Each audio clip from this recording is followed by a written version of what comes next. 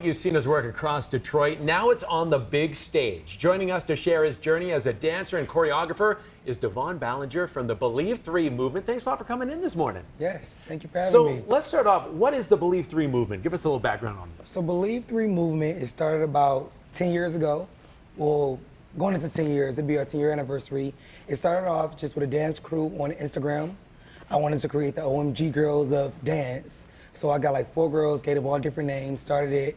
They blew up, became massive, and they were like, I want to join, I want to join, I want to join. So 4 girls turned it into 40 plus members down the line. Whoa. And the 3 in Believe 3 stands for passion, perseverance, and prayer. Very nice. So we just built the whole movement off those elements. So it was a decade in the making. Where did you get your start? Where did that initial passion for this come from? It came from middle school. So we were getting ready for this thing called a spring concert. Okay. And I went and see my homeroom teacher. I'm like, what are you guys doing in this hallway? Because I snuck into school early. They're like, we're getting ready for a show. I'm like, what show? They're like, it's called spring concert. We're getting ready for dance. I'm like, can I join? So I joined one of the dance routines. And I ended up choreographing 4 dances. And from there, they were like, do you really want to dance? I'm like, it's cool. Why not? Because I was playing football at the time. I'm like, it's cool. Why not? Sure. They're like, well, we're going to get you in a school called DSA. I said, what is DSA? They said it's the Detroit School for the Fine and Performing Arts. It's a school that Aaliyah graduated from. So my middle school teachers, they got me an audition, got me into this high school, and that's when my career, it took off from there. You know, you said something in there that struck me. You said you snuck into school early. Yeah. You don't hear many students say that, but good, you had some good work ethic right Yes. off the bat. Now, you said you were playing football. I also read somewhere that your mother had a bit of a tough transition when you went into dance. Talk about that. Yes. My mom, she wasn't really interested in me doing the whole dance thing because coming from where I come from, it wasn't the thing. It's just not the thing. Boys are boys, boys are tough, boys are rough, right? It didn't take away from who I was. It was just something that was in me that needed to come out. So along the lines, I began to showcase my abilities for my arts. And the more I became efficient in what I was doing, the more she believed it. So eventually she got hold of it and it's like, okay, I need to support it. Funny story, when I was dancing, I was sneaking and dancing. So she was like, I don't want you on this cheer team, I don't want you on this dance team, you cannot do it. I said, sure, I got something for you. So I would go and play football on the west side. Okay. So at halftime, I would take off my shoulder pads and I would go tumble with the cheerleaders. No way! Because my aunt was the cheer coach, right? That's awesome. So competition was coming up at the end of the year, and I was like, I'm gonna do this competition. I was like, my mom not gonna know, she would never know. How would she know?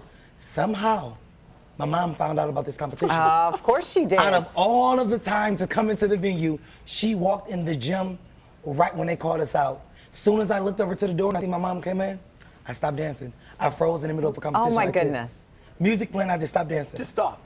And they was like, keep going. I just hear a crowd, keep going, keep going. And I picked it up and I kept dancing. All right, you persevered. Yeah, I persevered. Look, And eventually, yeah. she got the hang of it and she just had no choice but to support it because I was not letting up on it. Oh, that's nice. Moms always know, right? Yeah. No matter what. So now, I mean, this journey, you are now creative director. What does that encompass when you talk about being a creative director in terms of your role with the group?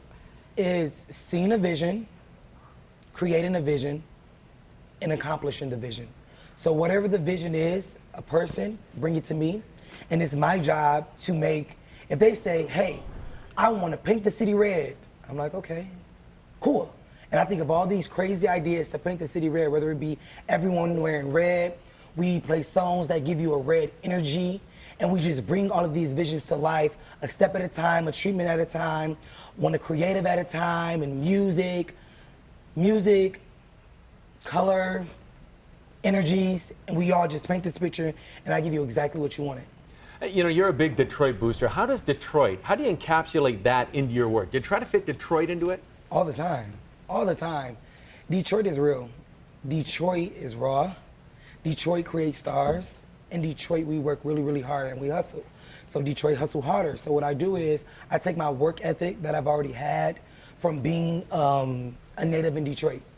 And I take my circumstances and my situations and any shortcomings and trials and tribulations and I place it into my work. And I birth this reality that you can feel. It's always relatable. It's always something that you can feel. It's always a passion. So I create all my work based off feeling.